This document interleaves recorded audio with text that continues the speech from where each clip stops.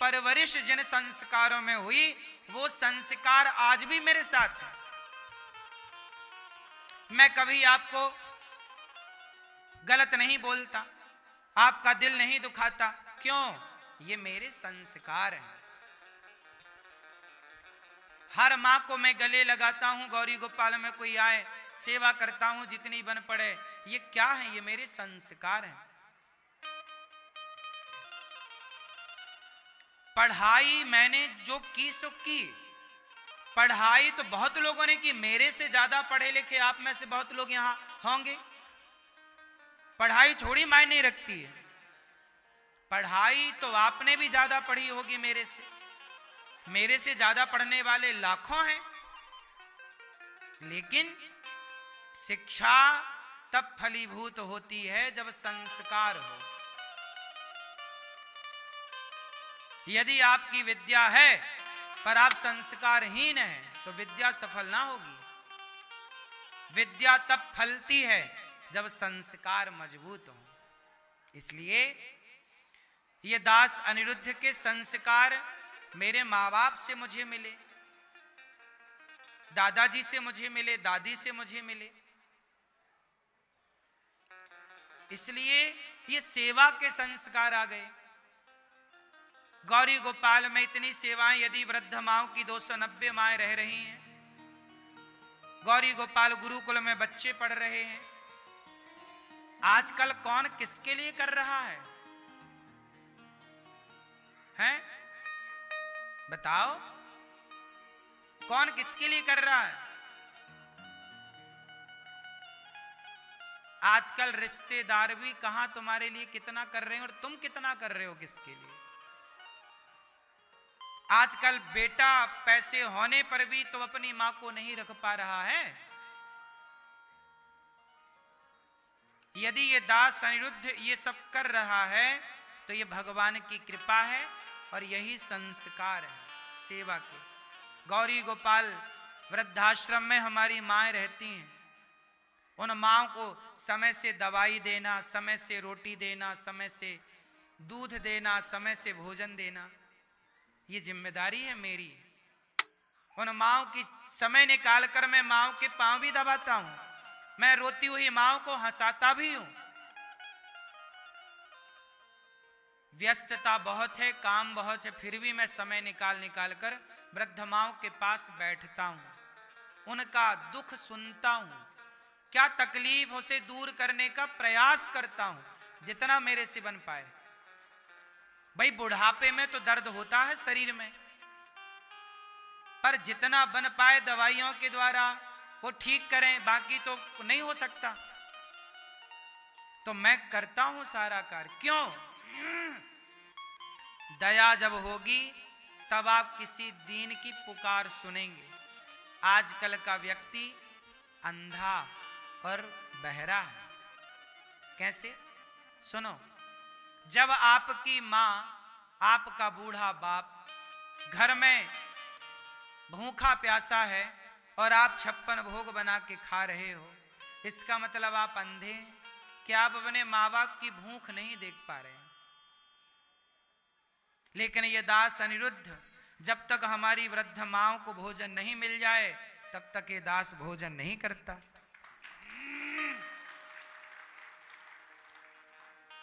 सभी माएं किस तरह से रहती हैं आप लोग देखो। और ये सारी सेवा कैसे हुई? आप लोगों से भिक्षा मांग मांग कर। अच्छा बताओ, भीख मांगना छोटा काम है कि बड़ा काम है?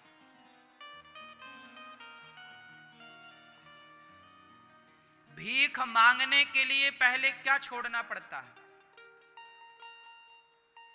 बताओ? भीख मांगने के लिए पहले अभिमान छोड़ना पड़ता है।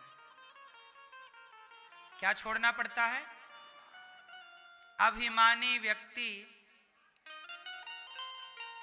हमने गुरुजनों से सुना है, पढ़ा भी है कि देखो अपने लिए मत मांगो, पर किसी और के लिए यदि आपको मांग कर उसका पेट भरना पड़े तो ये अधर्म नहीं है, ये धर्म है। आपने मांगा है किसी और की भूख के लिए, किसी और की भूख को मिटाने के लिए, तो बताओ ये मांगना आपने मांग कर धर्म किया कि अधर्म किया? क्या धर्म किया? उदाहरण से समझो। मैया, जैसे आप जम्मू से आई, आप आई और आप आके चली जाती दर्शन करके, लेकिन मैंने आपसे कहा कि माँ किसी एक भूखे को, एक वृद्ध माँ को, एक साधु को आप भोजन कराओ। तो आपने 100 रुपए निकाले और 100 रुपए की रोटी भोजन एक भूखे को गौरी गोपाल में बंटवाया। तो आपने मेरे कहने से 100 रुपए यदि परोपकार में लगाए तो वो 100 रुपए का फल आपको मिलेगा कि नहीं? बोलो।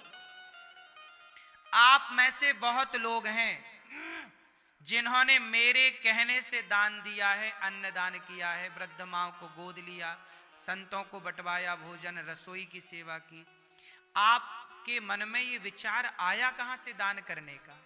ये दास अनिरुद्ध ने कहा और आपने मन बनाया कि मैं करूं, तो कहीं ना कहीं मैं आपको प्रेरित कर रहा हूं ना पुण्य करने के लिए। आपने यदि भूखे को रोटी खवा दिया तो आप तो खवा के भूल जाओगी, लेकिन भगवान याद रखेंगे कि आपने किसी को भोजन दिया है। वो फल आपको मिलेगा, वो पुण्य का फल आपको मिलेगा।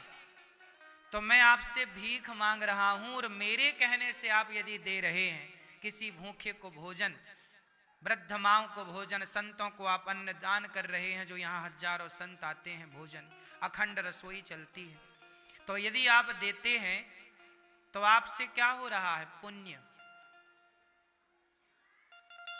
तो भिखारी भी अच्छे हैं, कम से कम आपको पुण्य के रास्ते पर लगा तो रहे हैं।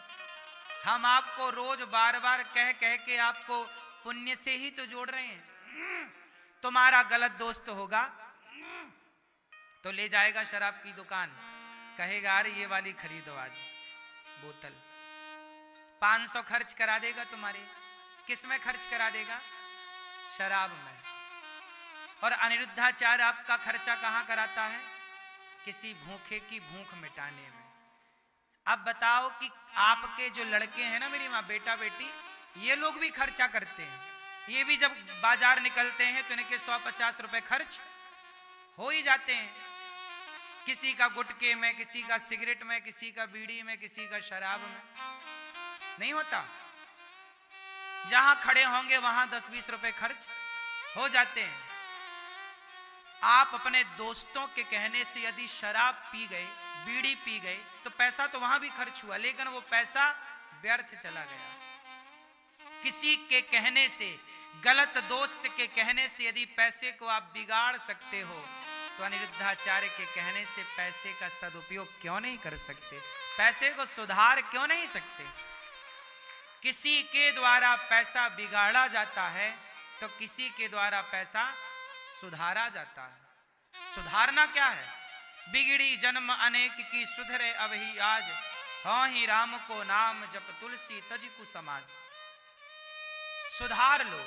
क्या सुधारना? अपने पैसे को गलत जगह खर्च ना करके सही जगह खर्च। इससे क्या होगा? पैसे को सही जगह खर्च करने से पैसा पवित्र, लक्ष्मी प्रसन्न होती। दूसरा, जब आप किसी को अन्न देते हैं तो आप पर अन्नपूर्णा मां की कृपा होती है। तीसरा, आपका पुण्य बढ़ता है। बात समझ में आई कि नहीं? मैया, एक झोला कथा सुन ली आपने, है ना? एक झोला कथा पैक हो गई, अब जा रही हूं। झोला रख काहे दिया आपने? हाथ उठा लो, उठा लो, हम ना लेंगे आपका झोला। आना, आती रहो मेरी मां।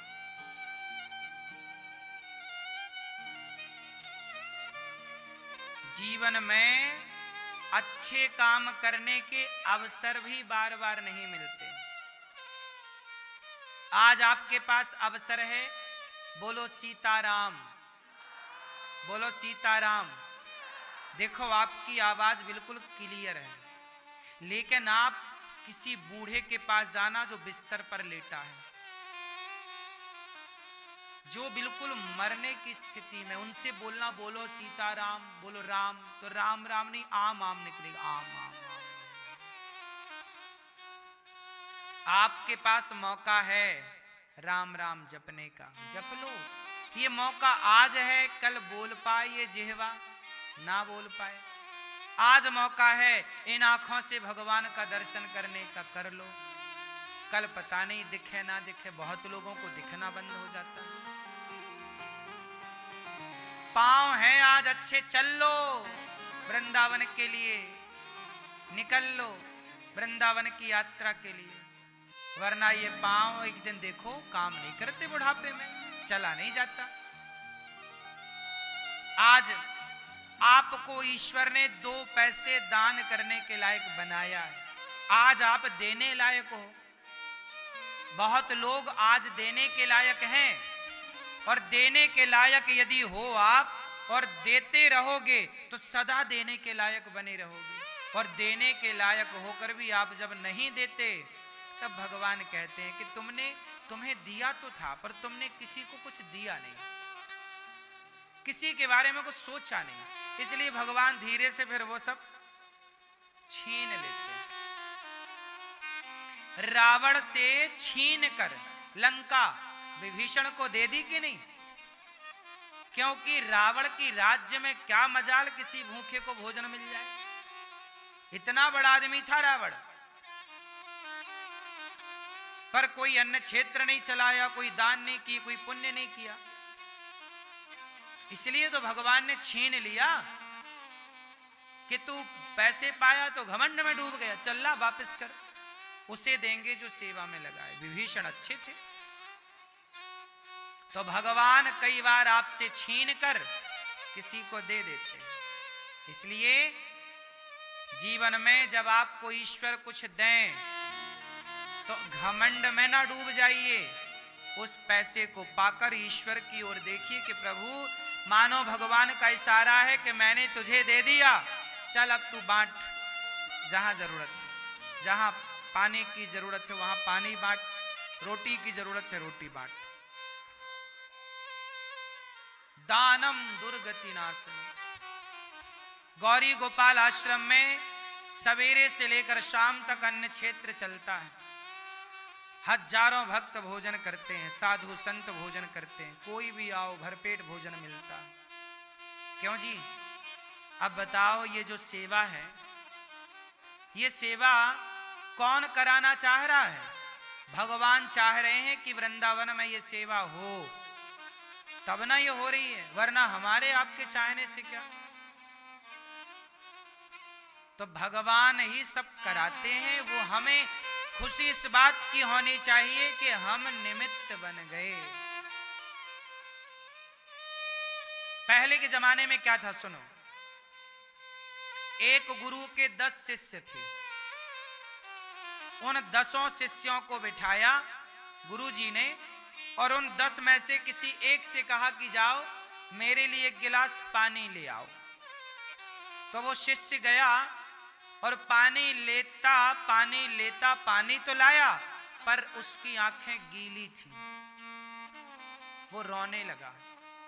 क्या आप में से कोई बता सकता है कि जब गुरु ने पानी मांगा तो पानी तो लाया, पर उसकी आंखों में आंसू क्यों आए? आप में से कोई बता सकता है? 10 शिष्य थे, और 10 शिष्यों में एक से गुरुजी ने कहा कि मेरे लिए पानी लाओ। वो गया पानी लाने, पानी भर के गिलास में लेकर चला, पर उसकी आंखों में आंसू आ गए। आप बता सकते हैं कि वो रोया क्यों? क्यों रोया बताओ,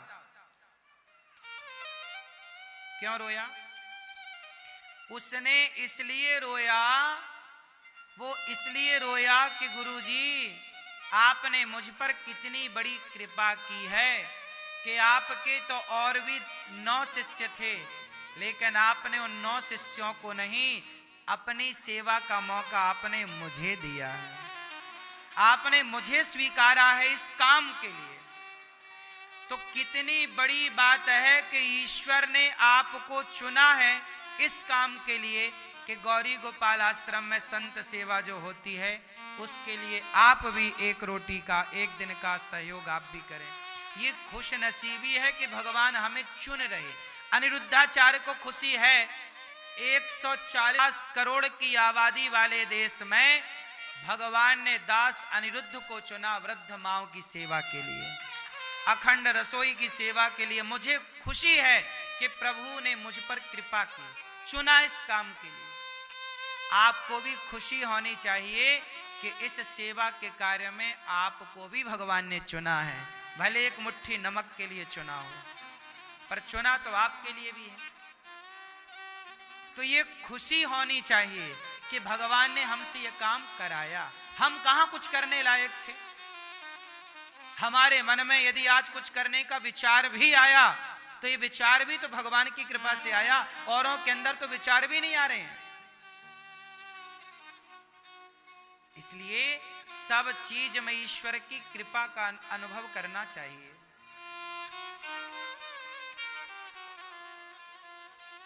तो ये दास अनिरुद्ध, मैं तो बहुत प्रसन्न हूं, मेरे जीवन में कोई शिकायत नहीं है किसी से, ना भगवान से, ना आपसे, ना और किसी से।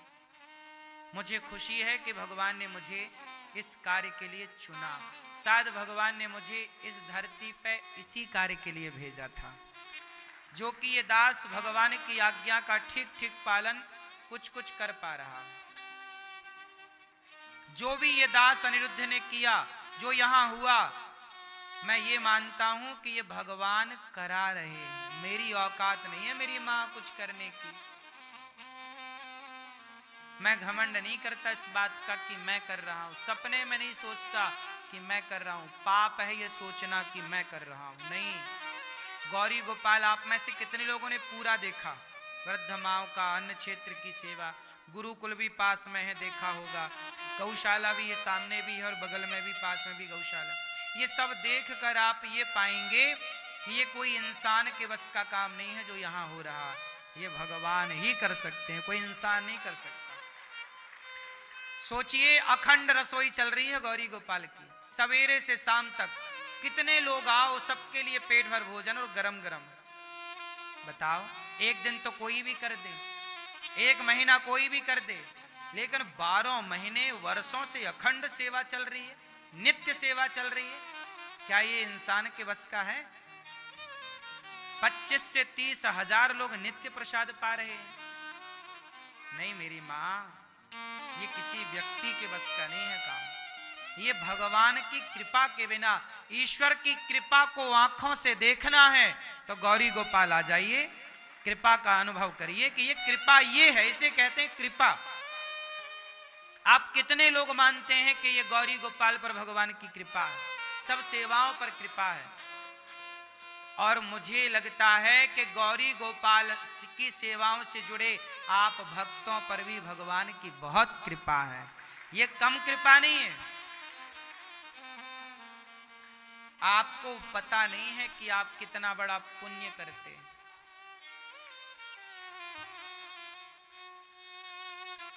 बातें अलग है मेरी मां, कोई भी कुछ भी कह सकता है, पर करना, आप सब तो इस बात के गवाह हैं। बताओ, गौरी गोपाल की सेवाओं के आप में से कितने लोग गवाह हैं? कितने लोग गवाही देंगे कि भाई गौरी गोपाल में जितनी सेवा टीवी पर सुनी थी उतना है कि नहीं? बोलो, उससे ज्यादा है कि कम है? ज्यादा। ये देखो, आप कह रहे हैं, ये जनता कह रही है ना? इसमें एक रत्ती झूठ नहीं है, और यही सच्चाई भगवान देखते हैं, यही साक्षी है ईश्वर। इसलिए कहता हूं, किसी वृद्ध मां का आप भी सहारा बने। संतों की सेवा में जो अन्न क्षेत्र बढ़ता है, किसी साधु की भूख आप भी मिटाएं।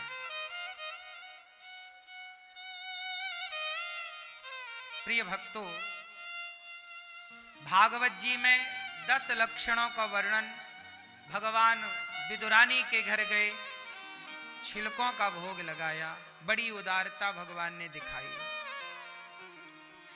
जब भगवान मैत्रेय जी को कहा कि विदुर जी को आप ज्ञान देना, तो विदुर जी मैत्रेय जी के पास आए और मैत्रेय जी महाराज से पूछा कि भगवान की करुणा क्या है।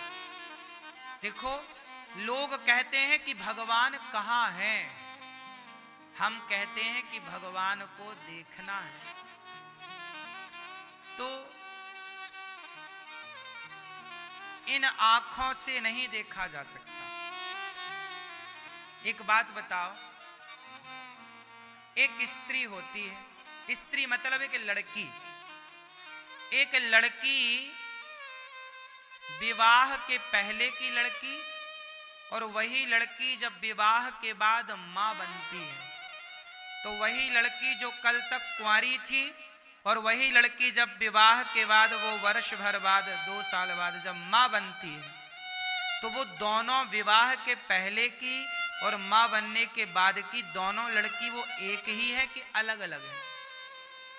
बोलो बोलो, जोर से जोर से। एक ही है ना मेरी मां। जब वो कुंवारी थी तो उसके भीतर ममता नहीं थी। क्या नहीं थी? क्या नहीं थी? कुंवारी लड़की के अंदर वह ममता नहीं है जो एक मां में होती है। ये बात सही है कि गलत है? जो एक मां देख पाती है वो एक लड़की कभी नहीं देख पाती। सही है? एक लड़की का नजरिया और एक मां का नजरिया दोनों का बहुत अलग है। बात सही है?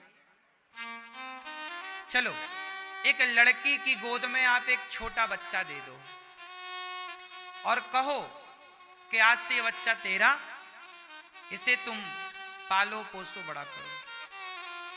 एक लड़की यदि किसी बच्चे को गोद ले ले और उसे पाले पोसे बड़ा करे, सब कुछ करे, मलमूत्र धोए, मां की तरह सब करे, पर वो मां की ममता नहीं ला सकती। ये बात सही है कि गलत है? सही है ना? वो मां की ममता नहीं ला सकती। बस यही फर्क है कि जैसे एक मां ही ममता से भरी होती है, एक लड़की कभी नहीं भर सकती ममता से, ऐसे ही भगवान से प्रेम करने वाला ही भगवान की भक्ति से भर सकता है। भगवान से प्रेम ना करने वाला कभी नहीं जान सकता कि भगवान क्या है। भगवान को कौन जान सकता है? वही जो भगवान के राह पर चल पड़ा, भक्ति के पथ पर चल पड़ा। अब बड़े बड़े साधु संतों को मैं रोता देखता हूं भगवान के लिए। तुम्हें तो बस ये लगता है कि साधु जी रो रहे हैं, पर नहीं, तुम नहीं समझ सकते उनकी भावनाओं को। कहते ना, खग जाने खग ही की भाषा। सबकी भाषा सब नहीं जान सकते। भक्त की भाषा भक्त जाने, प्रेमी की भाषा प्रेमी जाने, शराबी की भाषा शराबी जाने, गंजेड़ी की भाषा गंजेड़ी जाने, पुलिस की भाषा, सेना की भाषा, नेता की भाषा। नेता की भाषा आप नहीं जान सकते, पुलिस की भाषा आप नहीं जान सकते, ऐसे भक्त की भाषा सब नहीं जान सकते। इसलिए भगवान को जानना है तो क्या बनना पड़ेगा? विदुर जी जान गए, अर्जुन जान गए पर दुर्योधन ना जान पाया, विभीषण जान गए पर रावण ना जान पाया। आपको पता है लंका में राम को कितने लोगों ने जान लिया? बताओ, लंका में कितने लोगों ने राम को जाना? कितने लोगों ने? बोलो, किस किस ने? लंका में राम को किस किस ने जाना? पहला विभीषण, दूसरा कुंभकर्ण। कुंभकर्ण जान गया था, ए रावण तू जगदम्बा को हरा है, लेकिन अपने भाई का सपोर्ट करना था, तो जान गया कि ये परमात्मा है, पर जान कर भी चूंकि भाई है, भाई का सपोर्ट करना है, चल तेरे लिए हम भगवान के हाथों मर भी गए तो मोक्ष तो मिलना ही है। जानता था रावण का भाई कुंभकर्ण कि ये साक्षात जगत जननी। डांटा, रावण को डांटा है लंका कांड में, ए क्या किया तूने? साक्षात जगदम्बा को हर लाया। सीता कौन है? जगदम्बा। तेरी बुद्धि मारी गई। तब रावण बोला, साथ देना है तो दो, उपदेश ना दो। तब समझ गया कुंभकर्ण के मेरा भाई रावण तो दुष्ट है, इसे समझाया नहीं जा सकता, लेकिन मैं भाई का साथ नहीं दूंगा तो लोग कहेंगे कि भाई का साथ नहीं दिया, इसलिए भाई गलत था तो भी कुंभकर्ण ने साथ दिया। वो जान गया सब। तो पहला विभीषण जान गया रावण राम को कौन है, दूसरा कुंभकर्ण, तीसरा एक और है जो जान गया कि राम कौन है। बताओ कौन जान गया? कौन? मेघनाथ, रावण का बड़ा बेटा, रावण का पुत्र। रावण का बेटा मेघनाथ जब लक्ष्मण जी पर आखिरी समय उसने शक्ति चलाई, ब्रह्मास्त्र चलाया, सुदर्शनास्त्र चलाया, सब प्रणाम कर करके लक्ष्मण जी को लौटे, समझ गया कि ये परमात्मा परब्रह्म। दौड़ा दौड़ा आया, पिताश्री ये लक्ष्मण, ये राम कोई मनुष्य नहीं है। मैंने ब्रह्मास्त्र चलाया, ब्रह्मास्त्र किसी को प्रणाम नहीं करता, लक्ष्मण को प्रणाम किया। सुदर्शनास्त्र चलाया, सुदर्शनास्त्र किसी को प्रणाम नहीं करता, लक्ष्मण को प्रणाम किया। ये परमात्मा है पिताजी, ये कोई मनुष्य नहीं है। रावण बोला, अच्छा बड़ा उपदेश करने आया है बाप को, चूड़ियां पहन ले, तेरे से लड़ा नहीं जा रहा, तू भयभीत हो गया, तू डर गया, तुझे मरने से डर लग रहा है, इसलिए तो बहकी बहकी बातें कर रहा है। तब मेघनाथ बोला, पिताजी मैं कायर पुत्र नहीं हूं, मैं तो आपको सच्चाई बताने आया हूं कि अभी भी मौका है, लंका का भला चाहते हैं तो सीता मां को ले जाओ, राम के चरणों में समर्पित कर दो, वो परमात्मा है, आप जिससे लड़ना चाह रहे हैं वो भगवान है, नारायण है। जब पिता ने कहा कि तू कायर है, तू मरने से डर रहा, तब मेघनाथ गया। मेघनाथ बहुत बड़ा पिता का भक्त था, पता है आपको? जब लक्ष्मण जी ने मारा तब राम जी ने तारीफ की, प्रशंसा की, वाह मेघनाथ, इस धरती से एक और अच्छे पुत्र धरती ने खो दिया, ऐसा बेटा बार बार नहीं मिलता, मेघनाथ जैसा। जान गया कि भगवान है, चाहता तो विभीषण की तरह शरण में चला जाता, नहीं, बाप से गद्दारी नहीं, बाप को धोखा नहीं। मेघनाथ की ये पितृ भक्ति है, पितृ मतलब पिता की भक्ति।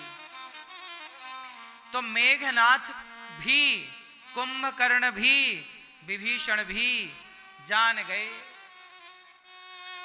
लेकिन रावण नहीं जान पाया। अच्छा, रावण क्यों नहीं जान पाया? क्योंकि रावण ने जानने की कोशिश ही नहीं की।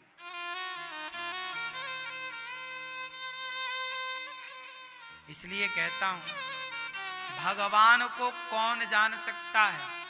राम ने जना दिया तो मेघनाथ जान गया, राम ने जना दिया तो कुंभकर्ण जान गया, राम जना दिए तो विभीषण जान गए, राम नहीं जनाए तो रावण ना जान पाया। भगवान जनाएंगे तो अनिरुद्धाचार्य भगवान को जान पाएगा, नहीं जनाएंगे तो हमारी इन आंखों में कहां ताकत के हम जान जाएं।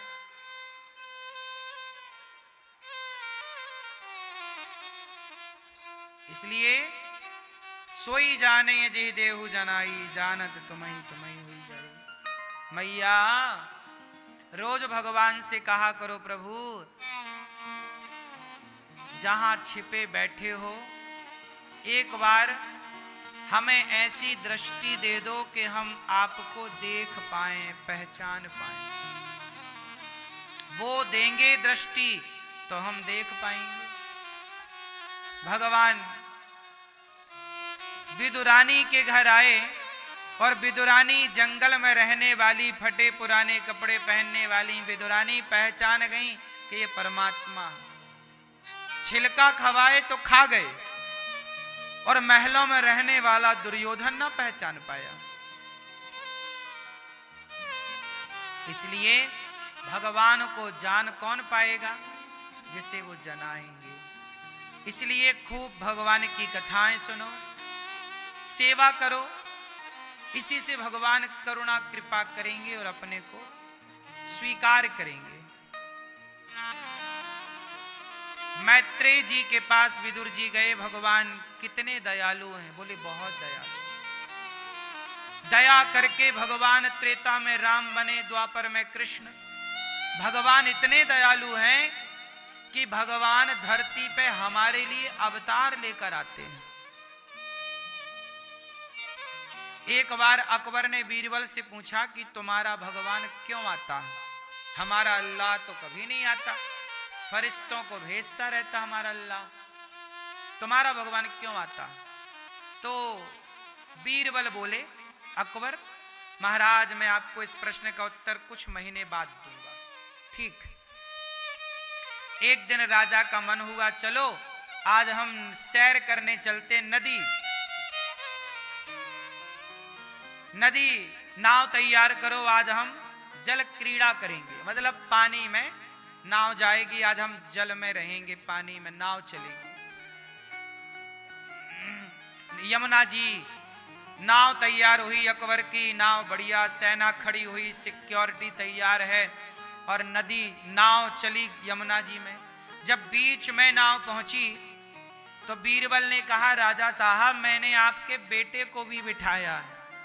अच्छा कहाँ है? बीरबल ने निकाला, ये है पर्दे के भीतर से। नाव बड़ी थी, बड़ी बड़ी जहाजें नहीं होती जिनमें 2-4 कमरे भी बन जाते।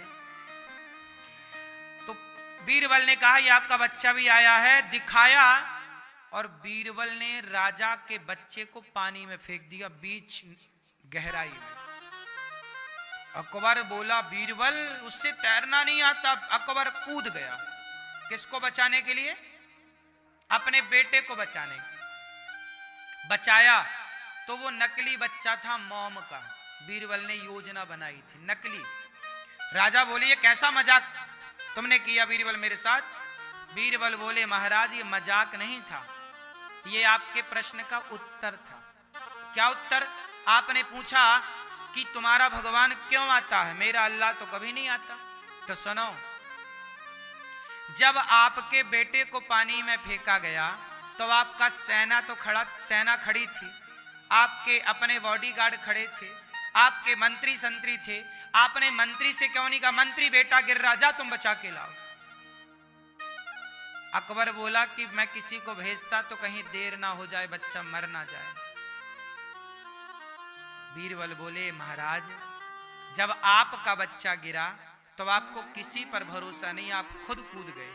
उसी तरह जब भगवान के भक्तों पर संकट आता है तो भगवान को किसी पर भरोसा नहीं, अपने भक्तों का दुख दूर करने भगवान खुद कूद जाते हैं और भव सागर में आ जाते, संसार में आ जाते हैं मनुष्य बनकर, कभी राम बनकर, कभी कृष्ण बनकर लीला करते हैं। ये सारी लीला किसके लिए है? राम ने जो किया वो राम के लिए नहीं था, ताकि राम की उस मर्यादा, उस कथा को हम सुने, उस राह पर चलें तो हम भी अपना कल्याण उस राह पर चल कर लें। हम सबको प्रेरणा देने ही तो राम आए। राम ना आते तो आज हम किसके बारे में सुनते? कृष्ण ना आते तो आज हम किसके बारे में सुनते? जो नहीं सुन रहे हैं राम कृष्ण के बारे में, वो पी तो रहे हैं गांजा, वो पी तो रहे हैं चरस, अफीम। आज भारत के सिवा पूरी दुनिया में जाकर देखो, इंग्लैंड, अमेरिका, ये बड़े बड़े सक्सेस देश ना नशे में डूबे हैं। सड़क के किनारे लड़का लड़की ऐसे ही नशे में पड़े हैं पूरी रात। क्यों? क्योंकि इनके पास राम कृष्ण की कथा नहीं है सुनने के लिए, क्योंकि इनके पास भगवान का बोध नहीं, ज्ञान नहीं है। बीरबल ने कहा तुम्हारा अल्लाह इसलिए नहीं आता क्योंकि वो अपने भक्तों के लिए किसी फरिश्ते से काम चला लेता होगा, पर हमारे यहाँ भगवान खुद आते हैं कि नहीं, भक्त पर संकट है, मैं किसी पे भरोसा नहीं करूं, अपने भक्त के लिए खुद जाऊं। इसलिए हमारा भगवान जो खुद आए वो दयालु है ना, जो किसी को भेजे नहीं। इसलिए हमारे भगवान अवतार लेते हैं। समझ में आ रही है बात? इसलिए कि हमारे भगवान ना आते तो हम किस राह पर चलते? क्यों मैया? आज हम बैठे 3 घंटे भगवान की कथा सुन रहे हैं, हम 3 घंटे कथा कह रहे हैं, आप 3 घंटे सुन रहे। इन 3 घंटों में आपने कोई निंदा नहीं की, चुगली नहीं की, छल नहीं किया, कपट, मतलब कथा ने आपको हर बुराई से बचाया ना। 3 घंटे सुने तो 3 घंटे के लिए बच गए। आप सदा कथा सुनेंगे, सदा सदा के लिए हर बुराई से बचेंगे। कथा हर बुराई से बचाती है। भक्तों, भगवान नारायण ने सृष्टि की, ब्रह्मा जी प्रकट भये, ब्रह्मा जी ने सनकादियों को प्रकट किया, 10 पुत्रों को प्रकट किया, शिव जी प्रकट भये। शिव जी रोए तो कहा जाओ कैलाश में रहो, भूत प्रेत की सृष्टि कर दी। ब्रह्मा जी को भगवान ने आदेश दिया है सृष्टि करो, पर कैसे करें समझ नहीं आ रहा। तब ब्रह्मा जी ने मनु शत्रुपा को प्रकट किया। 12 भगवान ने प्रकट होकर पृथ्वी की स्थापना की और ब्रह्मा जी के पुत्र मनु शत्रुपा से सबसे पहले संसार में संतान पैदा होनी स्टार्ट हुई। हम मनु की संतान होने से हमें मनुष्य कहा जाता है। क्या कहा जाता है? क्या कहा जाता है? मनु की 3 बेटियां आकुति, देवहूति, प्रसूति। आकुति का विवाह रुचि प्रजापति से हुआ, देवहूति का विवाह करदम जी से हुआ, प्रसूति का विवाह दक्ष प्रजापति से हुआ। देवहूति की 9 बेटियां हुई, ब्रह्मा जी के 9 मानस पुत्रों से 9 बेटियों का करदम जी ने विवाह किया और उनके पुत्र साक्षात नारायण कपिल भगवान बनकर प्रकट हुए माता देवहूति के यहाँ। कपिल भगवान का दर्शन करके करदम जी तप करने चले। माता देवहूति ने कपिल देव जी को बिठाया, कहा कि मेरा ज्ञान कैसे बढ़े, अज्ञान कैसे मिटे। तब कपिल देव जी ने कहा, मां तितिक्षवः कारुणिकाः सुहृदः सर्वदेहिनां अजात शत्रवः शांता साधवा साधुभूषण। सहनशील बनकर, जो सहनशील, मां कपिल भगवान ने कहा जो सहनशील है उनकी संगति करो, करुणा से भरे हैं उनकी संगति करो। देखो मैंने आपको कहा था पहले ही कि संगति का प्रभाव जीवन में आता है। साधु की संगति करने से आपका हृदय साधुओं की तरह निर्मल होगा और संसार की संगति करने से संसार की तरह आपका मन दूषित हो जाएगा। जैसे शराबियों की संगत यदि मैं करने लग जाऊं तो बताओ मेरा कोई फायदा होगा? मैं गंजेड़ियों की संगत करने लग जाऊं, मैं भी पीने लग जाऊंगा गांजा, शराबियों की कर लूं मैं भी पीने लग जाऊं, वैश्याओं की संगति कर लूं तो मैं भी वैश्याओं के बीच में घूमने लग जाऊं। संगति आपको कुछ भी बना सकती है। इसलिए कपिल भगवान कह रहे हैं माँ, सबसे पहले प्राणी को बुराई से, कुसंगति से बचना चाहिए। यम नियम आसन प्राणायाम प्रत्याहार ध्यान धारणा समाधि अष्टांग योग बताए। निंदा चुगली से बचना, छल कपट से बचना, हर बुराई से बचाने की बात कही है भगवान कपिल देव जी ने। अष्टांग योग क्या है? यम क्या है? अहिंसा, सत्य, अस्तेय, ब्रह्मचर्य और अपरिग्रह, ये यम है। नियम क्या है? ये भी 5 प्रकार के हैं। शौच, संतोष, तप, स्वाध्याय और ईश्वर परिधान। शौच 2 प्रकार के हैं, आंतरिक शौच और बाह्य शौच। इनकी व्याख्याएं बड़ी हैं। आसन कितने तरह के होते हैं? स्थिर होना, सुख पूर्वक बैठना। आसन तरह तरह के लोग करते हैं, सूर्य नमस्कार की 12 आसन इत्यादि। प्राणायाम, कुंभक, रेचक, पूरक के द्वारा प्राणवायु खींचना, उसे रोकना, दूसरी नाक से लेफ्ट से लेना, राइट से छोड़ना, इस तरह से।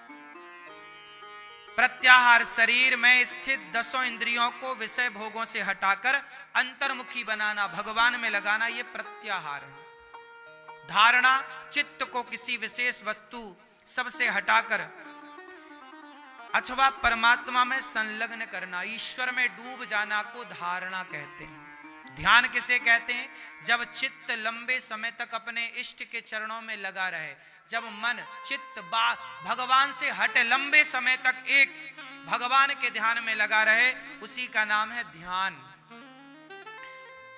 है ना। समाधि, जब साधक पूरी तरह से भगवान में डूब जाए और भक्त और भगवान में कोई अंतर ना रह जाए, साधन साध्य में, उस स्थिति का नाम है समाधि। ऐसे अष्टांग योग के बारे में कपिल भगवान ने माता देवहूति को समझाया। ये सारी चीजें अभ्यास से संभव होती हैं। तो आप भी इन चीजों का नियम पालन करो, झूठ कपट से बचो, सत्य के राह पर चलो और सदा अच्छे लोगों के बीच में रहो, अच्छे लोगों के साथ उठो बैठो, अच्छी बातें करो, गलत बातों से बचो, गलत दृश्य से बचो, ठीक है। तब जाके अब देखो 3 घंटे आपने कथा सुनी और जाके आपने फिर बाहर खड़े होके प्रपंच किया, निंदा की, चुगली की, तो फिर जो कथा सुनी वो सब खत्म हो जाएगा। क्योंकि सत्संग के बाद दवाई लो, पर एक नियम है, परहेज करो। दवाई तब असर करती है जब आप क्या करें? तो सत्संग करो, पर कुसंग से परहेज करो। किससे परहेज? कुसंग। और बाजार में कुसंग। कपिल भगवान ने दिव्य ज्ञान दिया। मां देवहूति ने कहा भक्ति किसे कहते हैं? आप बताओ भक्ति किसे कहते हैं? मैया, ओ मोबाइल वाली मैया, भक्ति किसे कहते हैं? भक्ति किसे कहते हैं? हाँ, सेवा करने का नाम भक्ति है। ये गौरी गोपाल में जो सेवाएं चल रही हैं, ये क्या है? ये भक्ति का ही अंग है। भज सेवायाम धातु से भक्ति बनती है। तो सेवा को ही भक्ति कहते हैं। क्या कहते हैं सेवा को? किसी को आप भोजन करा रहे हैं, क्या कर रहे हैं? माला ही जपना भक्ति नहीं है, रोटी देना भी भक्ति है। नहीं, आप किसी को रोटी दे रहे हैं, क्या हो रहा है? यही तो भक्ति है। इसलिए माला जपने से बड़ी भक्ति, माला जपने से बड़ा काम है कि आप मेहनत करके पैसे कमाएं, उस पैसे से अपने लिए रोटी बनाएं, आप अपने बच्चों का पेट भरें, पर किसी एक भूखे प्यासे का भी पेट भर दें। इससे बड़ी पूजा, इससे बड़ी भक्ति नहीं। इसलिए हम सनातनी पहले खिलाते हैं फिर खाते हैं। क्यों? पहली रोटी किसकी? मतलब पहले खिलाओ फिर खाओ। और आखिरी रोटी किसकी? मतलब खाने आपने खा लिया, ऐसे नहीं अब खा लिया खद नहीं, खाने के बाद भी किसी को खिलाओ, कुत्ते को खाने के पहले भी खिलाओ, खाने के बाद भी खिलाओ। पहली रोटी गाय की, आखिरी रोटी, हाँ, एक रोटी आपके घर की रोज दान होनी चाहिए, यही परंपरा है। पहली रोटी गाय की मतलब दो रोटी आपके घर से रोज निकलनी चाहिए। बात सही है कि गलत है? आज निकल रही है? यदि निकल रही है तो ऐसे गृहस्थों को हम प्रणाम करते हैं। सबसे श्रेष्ठ आश्रम है गृहस्थ आश्रम। विवाह करो, गृहस्थ में रहो और गृहस्थ में रहकर नियम से चलो। पत्नी के सिवा पर नारी नहीं, पति के सिवा पर पुरुष नहीं, और द्वार पे आए अतिथि भूखा ना जाए। अच्छे काम हो, भले जंगल की लकड़ी बेचकर पैसे कमाओ, जंगल की सूखी लकड़ी समेटो, भले भीख मांगो, बिजनेस व्यापार करो तो अच्छा है, वरना भिक्षा मांग कर भी अपना पेट ना भरो। भिक्षा मांग कर भी जो दूसरों के लिए भीख मांगता है वो बहुत पुण्यशाली होता है। माता यशोदा के बारे में हमेशा हम आपको सुनाते हैं कि यशोदा मैया जंगल की सूखी लकड़ी बेच करके संतों की सेवा करती थी। तो गौरी गोपाल आश्रम में जो सेवाएं चल रही हैं, हम आपसे कहेंगे कि जो यहाँ संत आते हैं अन्य क्षेत्र में, हजारों साधु संत जन ये भोजन जो करते हैं, आपसे हम यही कहेंगे कि इन संतों को रोटी आप भी बंटवाएं। एक दिन का अन्य क्षेत्र आप कराएं कि भाई आज हम बंटवाएंगे अपनी ओर से। अच्छे काम में बढ़ चढ़ करके हिस्सा लो। हम बंटवाएंगे, आज एक रोटी बंटवाएंगे, नहीं पूरी हमारी क्षमता है, हम पूरा अन्य क्षेत्र नहीं करा सकते, तो एक रोटी, 11 रोटी, 50 रोटी, 100 रोटी बंटवाएंगे। एक एक रोटी का भी आपने संकल्प लिया तो बड़ी सेवा हो जाएगी आपसे। और ये फुटपाथ पर सोने वाले संत हैं, दिन भर भगवान का नाम जपने वाले संत हैं, आपकी रोटी खाएंगे तो आपको आशीर्वाद देंगे, आपकी रोटी खाकर भजन करेंगे, दुआएं देंगे। यही पुण्य है। क्या है ये? पुण्य।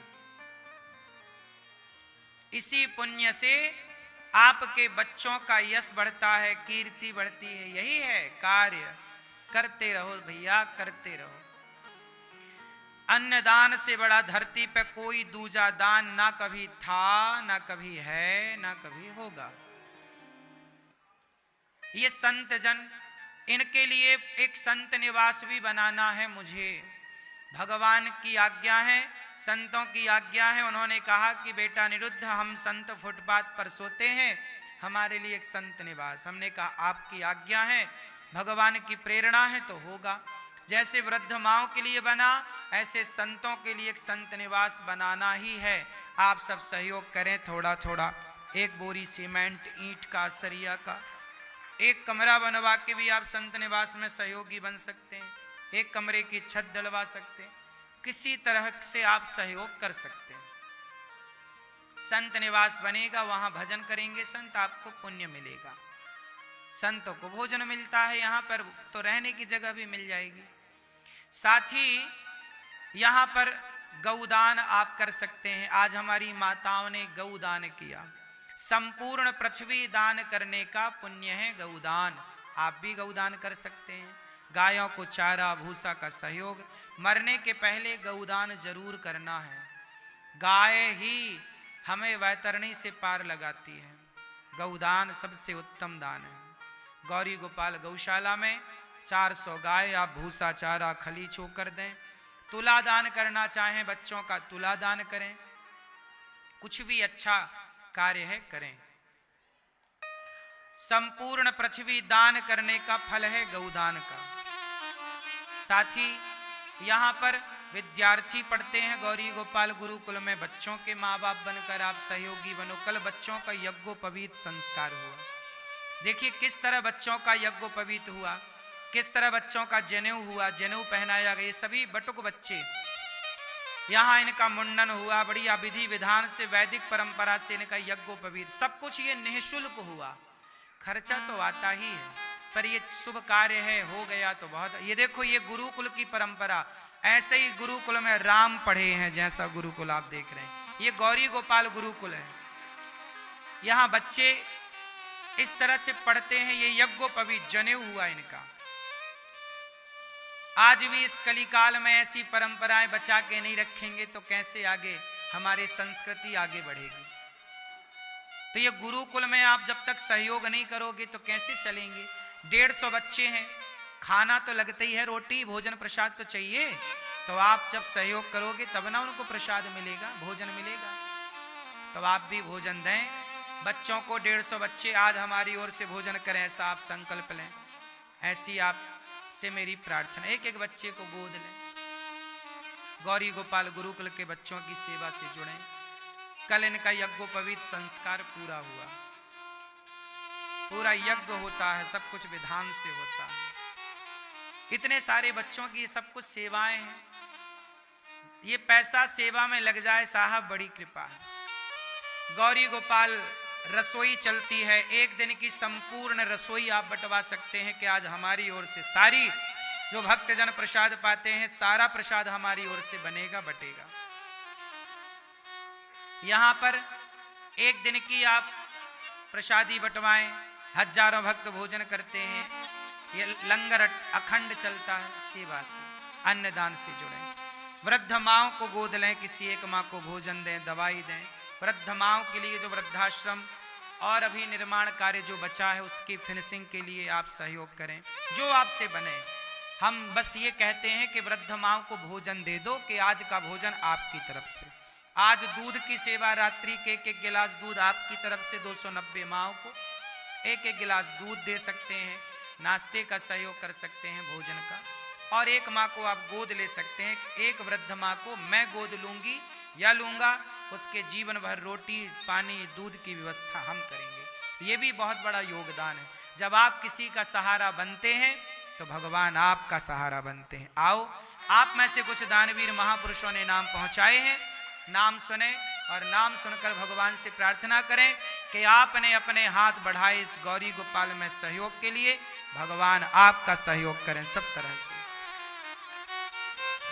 बड़ी सुंदर पावन दिव्य कथा पूज्य सदगुरुदेव भगवान श्रवण करा रहे हैं। एक बार जोरदार तालियां पूज्य सदगुरुदेव भगवान के लिए। बड़ी सुंदर पावन कथा के साथ में सेवाओं की चर्चा करते हुए सेवाओं के बारे में बताया, जो सेवा निरंतर यहाँ चल रही हैं। आइए आप सबसे भी मेरा निवेदन रहेगा, आप भी अपने योगदान के पावन हाथ आगे बढ़ाएं और पावन सेवाओं से जुड़कर पुण्य लाभ अर्जित करें। आज के श्रेणी में कुलभूषण जी, आप फूला अवस्थी इंग्लैंड से, आपने वृद्ध माताओं की सेवा के लिए 1 लाख रुपए का योगदान भेजा। एक बार जोरदार तालियां इनके लिए, इनके पूरे परिवार के लिए जिन्होंने सुंदर सा कार्य करते हुए अपने आप को जोड़ा है और पुण्य कमाया। आपके लिए बहुत बहुत धन्यवाद। नीरा देवी जी मोहम्मदाबाद फरुखाबाद से, आपने 50,000 रुपए का योगदान दिया है, आपके लिए बहुत बहुत धन्यवाद। कृष्ण गोपाल जी मुंबई से 11,000 रुपए का योगदान दे रहे हैं। वे हेमा जी, हसन शाह जी, मधुराम जी अहमदाबाद गुजरात से 11,000 रुपए आप दे रहे हैं, आपके लिए बहुत बहुत धन्यवाद।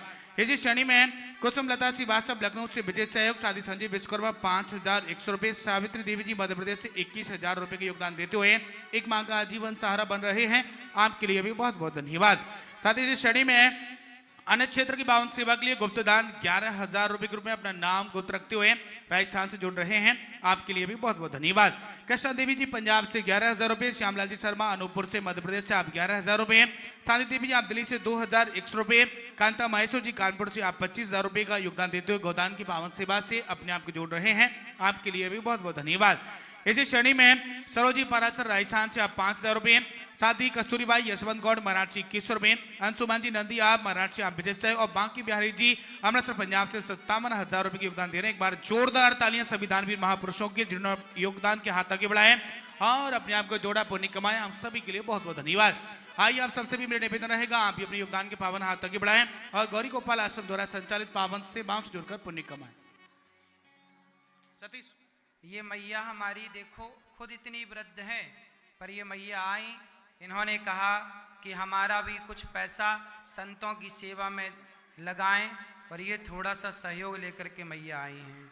देखिए भाव बड़ा है, आप भले 10 रोटी का सहयोग करें, पर ये मैया हमारी उर्मिला मैया आई, खुद इतनी वृद्ध हैं पर दान करने आई कि मैं अपने हाथ से जाकर करूंगी ताकि मेरा भी प्रसाद संतों को पहुंचे, कोई भूखा खाए। कितना बड़ा विचार, कितनी बड़ी सेवा। श्री राम। आप भी इन पावन सेवाओं से अपने आप को जोड़कर पुण्य लाभ अर्जित कर सकते हैं। जो यहाँ हैं उनके लिए काउंटर यही लगा, आप लोग काउंटर पर जाकर अपना नाम लिखा सकते हैं। और जो लोग घर बैठे भेजना चाहते हैं उनके लिए लगातार टीवी चैनल के माध्यम से खाता संख्या, फोन नंबर और QR कोड दिखाया जा रहा है ताकि वो लोग घर बैठे अपने योगदान के पावन हाथ आगे बढ़ा सके और अपने आप को इन पावन सेवाओं से जोड़ सके। इसी के साथ में 10 से 16 अप्रैल ब्रज 84 कोष की दिव्य यात्रा वृंदावन के पावन सानिध्य में पूज्य गुरुदेव भगवान के द्वारा संचालित हो रही है। ऐसे में इस दिव्य यात्रा का हिस्सा आप भी बन सकते हैं। 10 अप्रैल से 16 अप्रैल हो रही ब्रज यात्रा में यदि आप भी सम्मिलित होना चाहती हैं तो आप शीघ्र ही सेवा संस्थान से संपर्क करें और अपनी सीट सुनिश्चित करें। आइए चलते शेष पावन कथा और आरती को और एक बार पुनः दोनों हाथ उठाकर बड़े भाव से मेरे साथ बोलेंगे राधे। कपिल भगवान के ज्ञान से मां सिद्धा नाम की नदी बनकर बह गई। कपिल देव जी ने आचमन किया, गंगा सागर चले गए। आनंद से गंगा सागर में कपिल देव जी भगवत चिंतन कर रहे हैं। आगे की चर्चा हम आपको कल सुनाएंगे। 10 अप्रैल से 84 कोष की यात्रा होगी। आप लोग भी चलना चाहें तो नाम लिखवाएं और अपनी बुकिंग कराएं। 84 कोष की यात्रा में मेरे साथ ये दास अनिरुद्ध हम आपको ले चलेंगे यात्रा में, हम आपको घुमाएंगे, 84 कोष की यात्रा लगवाएंगे। और साथ में हमारी वृद्ध माएँ आज बोल रही थी बेटा हमें भी ले चलो। हमने कहा चलो मेरी माँ। हमारी जो वृद्ध माएँ हैं हम उन्हें भी गौरी गोपाल में यदि ये दास अनिरुद्ध माओ का बेटा बना है तो केवल रोटी और रहने की व्यवस्था नहीं, एक बेटे का धर्म है कि माँ को तीर्थ यात्रा कराए। तो मैं अपनी वृद्ध माओ को तीर्थ यात्रा भी कराऊंगा। तो आप भी किसी एक वृद्ध माँ को अपने साथ तीर्थ यात्रा करा सकते हैं। आप तो अपनी तीर्थ यात्रा करें 84 कोष की, पर आप किसी एक वृद्ध माँ को भी तीर्थ यात्रा कराएं कि भाई एक वृद्ध माँ का खर्चा मैं उठाऊंगा और मैं तीर्थ यात्रा कराऊंगा। तो आप भी वृद्ध माँ गौरी गोपाल आश्रम में जो उनमें से किसी माँ को आप भी कराएं। साथ ही अभी 23 मार्च से भागवत जी के यहाँ पोथी पाठ बैठेंगे। यहाँ अभी भी बैठे हैं, भक्तों ने पाठ कराया है। आगे 23 मार्च को आप भी भागवत जी के पाठ करा सकते हैं। और अभी शाम को प्रश्नोत्तरी होगी, तो आप भी अपने मोबाइल पर सुनिएगा, देखिएगा। प्रश्नोत्तरी 7, सवा 7 बजे से सुनिएगा। YouTube पर अनिरुद्धाचार्य टाइप करेंगे तो प्रश्नोत्तरी के लिए चैनल ये अनिरुद्धाचार्य नाम का चैनल खुलेगा, जिसमें 1,55,00,000 लोग जुड़े हैं। पूरी दुनिया का सबसे बड़ा परिवार है YouTube पर अनिरुद्धाचार्य परिवार। और इंस्टाग्राम पर 3 मिलियन लोग जुड़े हैं, आप भी जुड़े। आओ आरती की और आगे की कथा कल श्रीमन्नारायण चरणौ शरणं प्रपद्ये। श्रीमते नारायणाय नमः। हरि ओम। माम चंद्रमा मनसोर्जातश्चक्षुः सूर्यो जायत श्रोत्राद्वायुश्च प्राणस्य मुखात् दग्ने राजायत। मन में बसाकर तेरी मूर्ति उतारो मैं गिरधर तेरी आरती।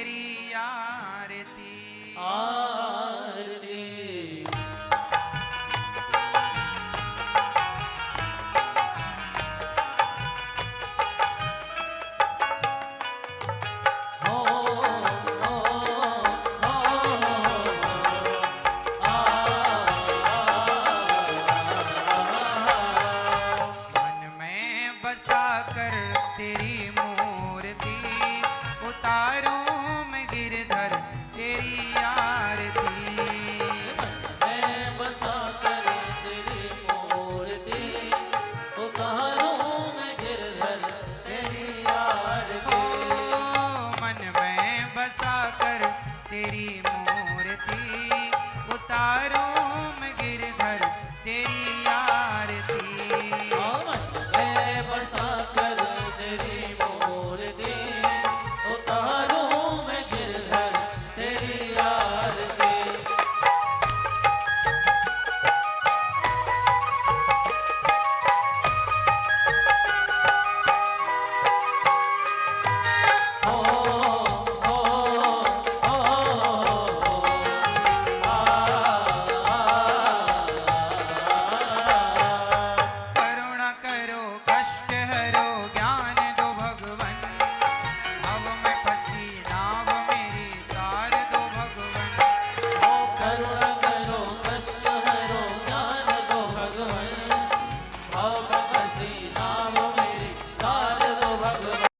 जय श्री राधे राधे भक्तों, जय श्रीमन नारायण, जय श्री राधे राधे। इस कथा में गुरुजी महाराज ने बहुत अच्छी अच्छी बातें बताई, जिनमें संस्कार क्या होता है, संस्कार कैसे दिए जाते हैं, और भी बहुत सारी अच्छी अच्छी बातें हैं। सुनोगे तो सीखोगे। जय श्रीमन नारायण। राधे राधे, श्री राधे श्री राधे। राधे कृष्ण कृष्ण हम सब राधे कृष्ण राधे कृष्ण